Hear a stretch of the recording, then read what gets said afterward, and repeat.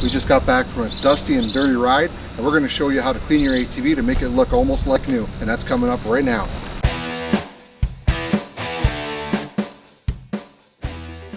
Alright guys, I had to get out of that sun. It's record-breaking heat today, and of course I'm out riding with full gear on and sweating like a pig, but this shouldn't take too long. So I just wanted to show you what you needed to get ready.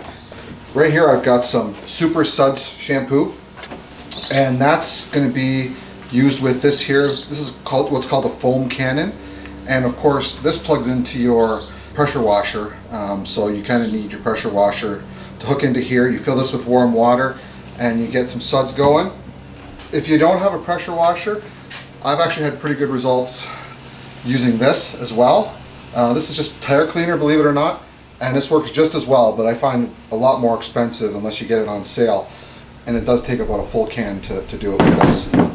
Also, for later on when you're done, I've got some spray wax. This is Mother's FX, and this is for the seats. This is leather cleaner.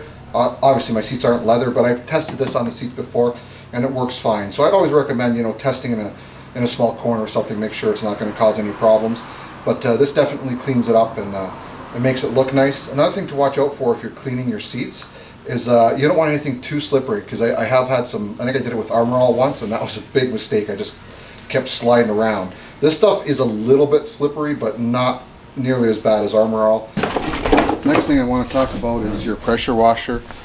You definitely don't need a super high pressure washer. This one's 1900 and it's way more than enough.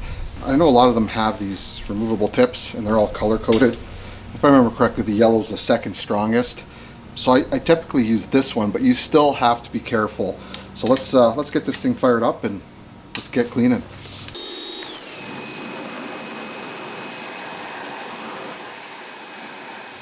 Some of the things I like to tackle first would be the worst locations, and I usually find that to be the rims, fender, and undercarriage areas.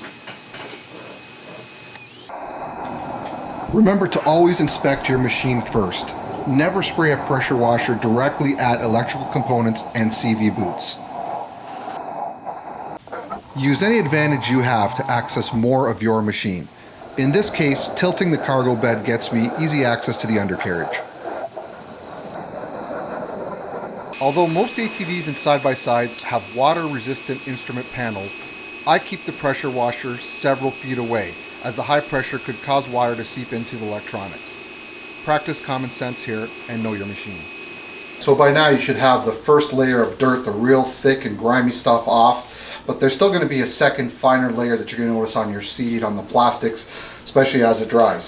So for the next step, what you need to do is take the nozzle off, and of course use your foam cannon.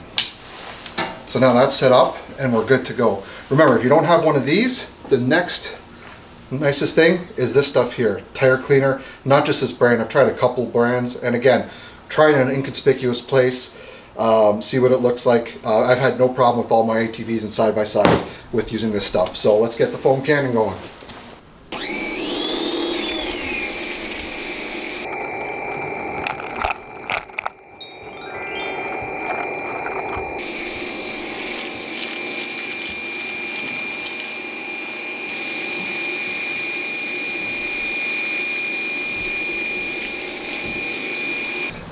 Now that the foam is done, we're just going to sit here and let it sit about 5 minutes.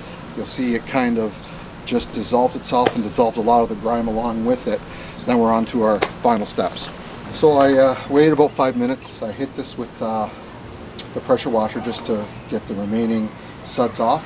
And now, so the final steps, we're going to use the spray wax. So this particular stuff, we give it a spray, kind of get it everywhere. I even use it on the windshield. Your choice if you want to do that on yours. Now I use a nice soft microfiber cloth here, and I basically just buff it in. You'll see it brings out a really nice shine, fixes minor imperfections and minor fading of the plastic, and looks nice and shiny, which is what we want.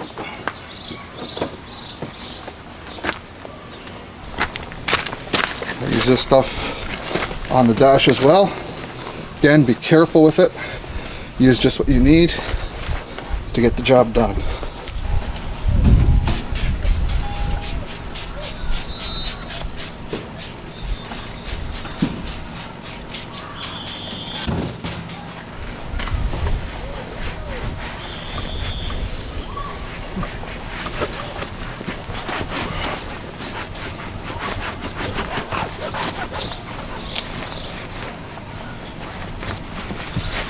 That's going to conclude our video for today.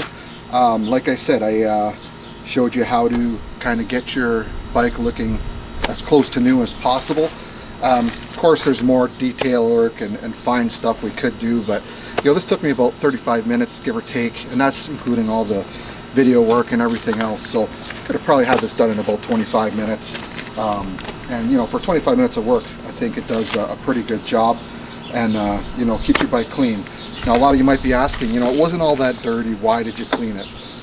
I did go for a ride. There was a little bit of mud, and I don't know if you noticed underneath here was caked on mud, and I find if I put that away after 2 or 3 days, that mud starts falling on the floor of my garage, and it just makes the garage a total disaster. So I'd rather just give it a quick wipe down, and it keeps everything else clean. And also I find after this point now, because it's been cleaned and there's wax on it now, the next time you clean it's going to be a little bit easier. The dirt isn't going to stain quite as much.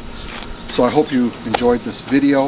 If you did, like, comment, and subscribe. If you've got other ideas on how to clean it, put them down in the comments. Love to hear them. And we'd like to see you on the trail. And please join us in our next video. We'll see you then.